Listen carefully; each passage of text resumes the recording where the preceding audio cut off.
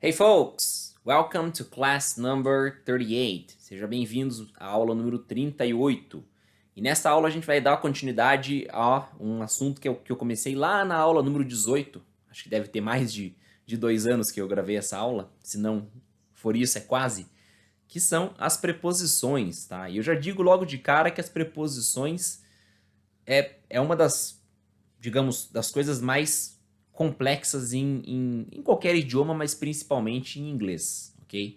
De modo que, eu não quero te assustar, mas de modo que isso vai ser algo complexo, algo chatinho, algo que vai possivelmente causar algum problema, algum equívoco, né, de uma forma ou outra, para você pro resto da sua vida, assim. Até os falantes nativos às vezes se confundem, mas não no sentido de não se entender nem nada, no sentido gramatical da coisa mesmo, tá? Então, isso é um ponto importante de se falar, não para te assustar, mas para de repente tirar esse fardo de quem busca a perfeição das suas costas, tá? Então, não busque isso em preposições, pelo menos, tá? Não busque de forma alguma com o inglês, né? Mas de preferência não com a questão das preposições, beleza?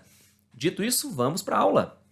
Então, qual que é o foco desta aula específica, tá? Na aula 18, número 18 aqui no nosso canal, a gente viu a questão das preposições referente à questão da localização física, tá? Então, volta lá na aula 18 para dar uma recuperada, né? Uma revisada nesse ponto e depois volta para cá. Então, lá foi a questão física, tá? Qual é o padrão, né? Que, como eu abri dizendo, é complexo, mas 98, 99% das vezes você vai seguir um padrão lógico, ok? Um padrão lógico e ele vai dar certo, né? Então, nessa aula, né, o foco, né, a parte 2 aqui, a gente não fala de localização física, né? Afinal de contas, tudo que tinha para ser dito já está lá na aula que eu gravei anteriormente, tá? Então aqui o foco da aula vai ser a questão temporal, ok? Eu marco aqui como calendário, calendar, ok? Primeiramente, questão de dias ou datas específicas, meses, ano, né, anos no caso, e estações do ano, beleza? Começando então pelos dias, né? E quando eu falo dias, é óbvio, vai desde segunda a domingo, né? Monday, Tuesday, Wednesday, enfim, né? Até datas específicas, né? Feriados, enfim, como Natal, Páscoa, né? Christmas, Easter, meu aniversário, né? My birthday, e por aí vai, ok? Então vamos ler alguns exemplos aqui. On Monday, I have a very important meeting. Na segunda, eu tenho uma reunião muito importante. I'm gonna travel on my birthday. Eu vou viajar no meu aniversário. The next big event is on January 31st. Então, o próximo grande evento vai ser dia 31 de janeiro.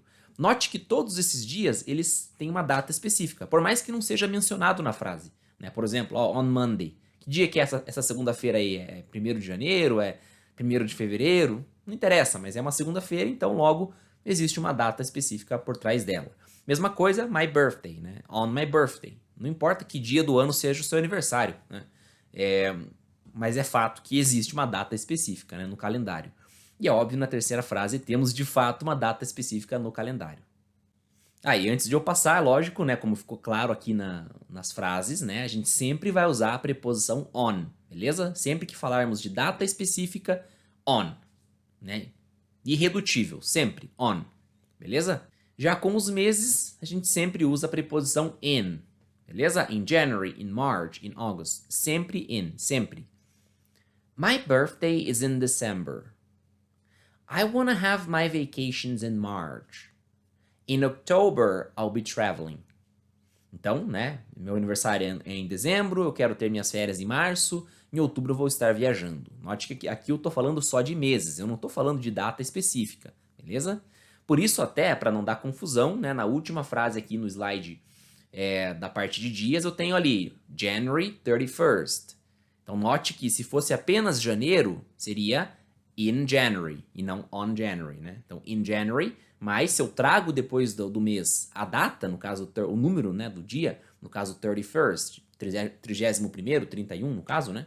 Aí vai ser on, ok? Então compare in January, on January 31st. Beleza? Para não confundir depois. Se eu falo de um ano específico, também sempre a preposição in. I was born in 1992. My sister got married in the late 80s.